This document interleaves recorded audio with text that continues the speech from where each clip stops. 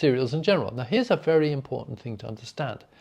Cereals, each of the 4 cereals, that's oats and rye and barley and wheat, they all contain gluten, okay? But they all contain a different form of gluten. It's a completely different protein. So you may be sensitive to wheat gluten, but you're fine with oat gluten.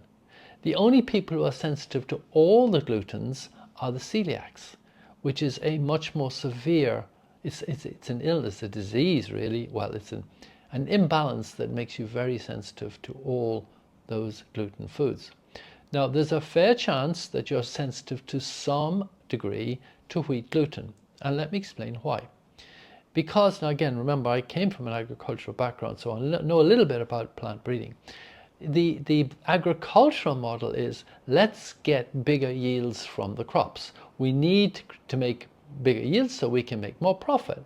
Okay, that makes sense. So they are breeding wheat for shorter stems, fatter heads, bigger yields.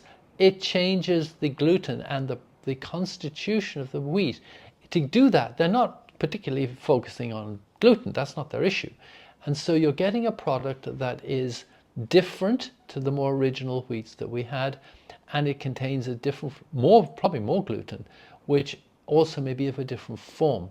But it does contain all those chemicals. That's the challenge, because to get the bigger yields, they spray more chemicals and they use Roundup.